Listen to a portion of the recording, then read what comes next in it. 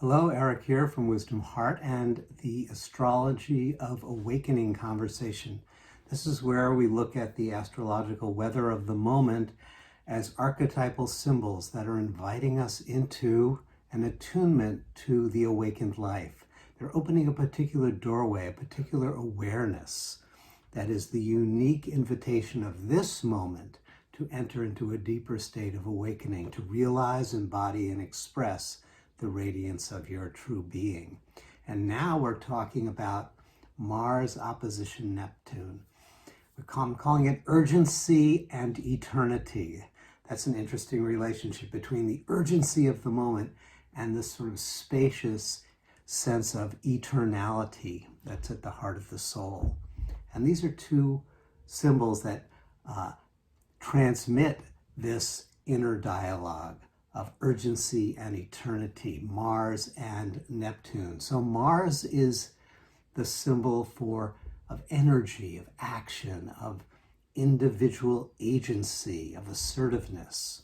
When it's alive and active in our system, our system heats up. At extreme states, it's tunnel vision, and there's this profound sense of urgency. Something must be done, and if not now, when? And if not me, who?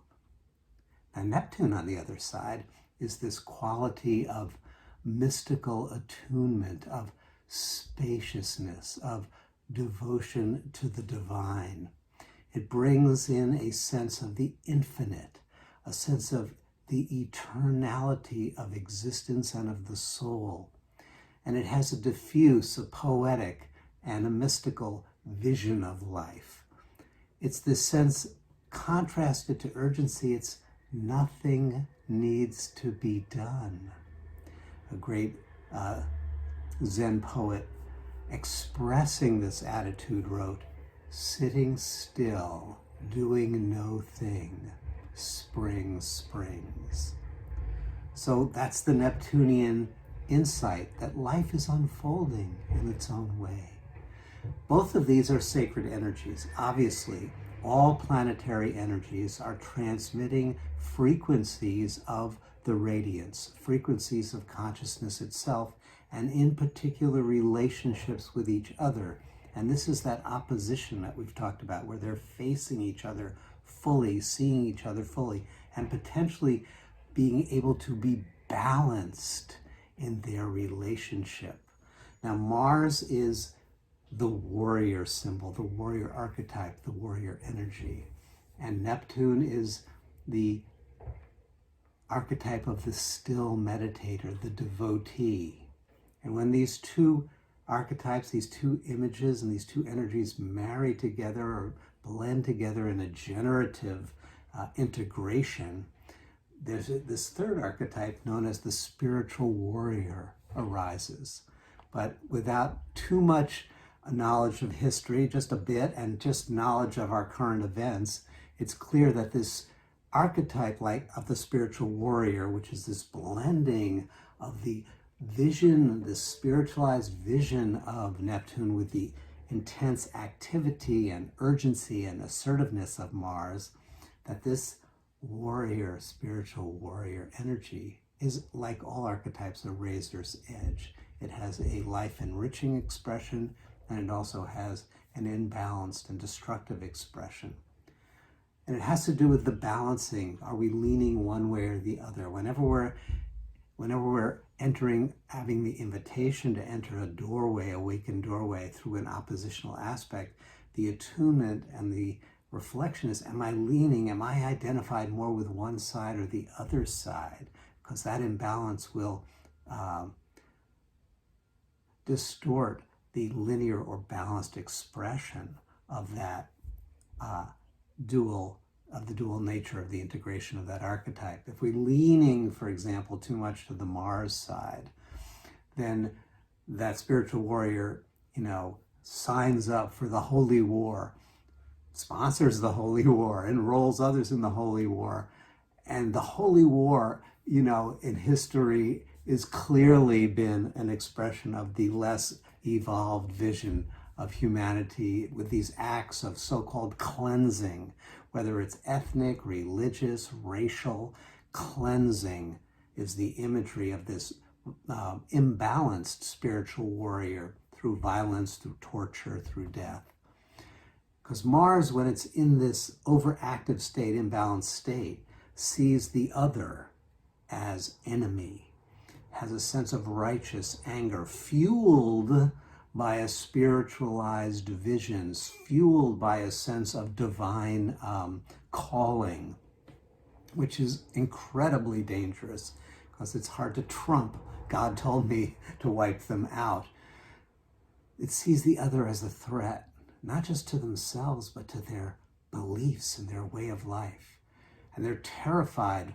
This kind of imbalanced spiritual warrior is terrified to let down their guard, to open up, terrifying, to be influenced by the other, and even to recognize the other as a human being worthy of care.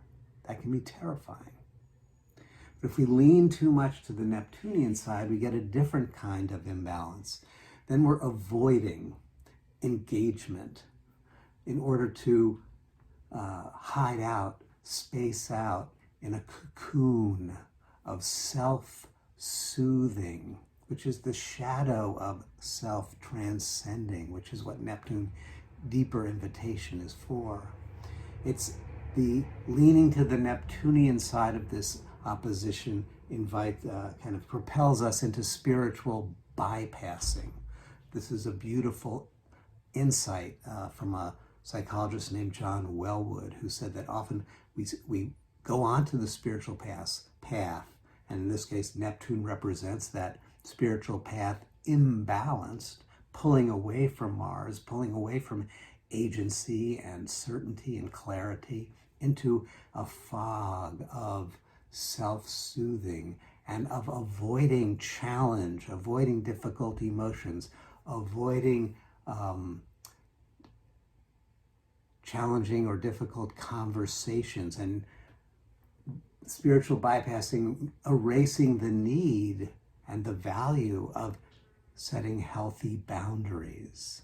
You know, Mars is the sword that makes the line in the sand, and Neptune erases it all, saying it's all one, but one, saying this oneness as a way of avoiding the necessary work of choosing and embodying your own values. Neptune sees the other often as a victim in need of saving, to be pitied, perhaps, to be rescued. And that imbalancing of the Neptune towards this savior complex can be terrifying for them to take a stand, to make a challenging request, to demand accountability of the other. It leans into codependence rather than a generative kind of interdependence. So both of these energies, of course, Mars and Neptune, they can be correctives for the other. They can be corrective medicine, in a sense, for the other.